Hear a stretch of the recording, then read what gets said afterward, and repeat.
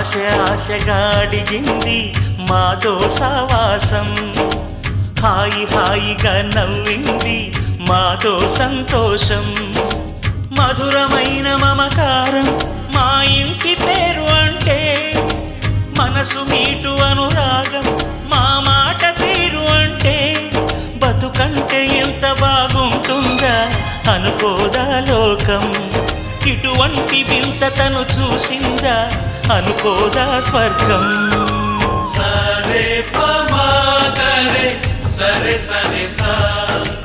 ఆశ ఆశగా అడిగింది మాతో సావాసం, హాయి హాయిగా నవ్వింది మాతో సంతోషం.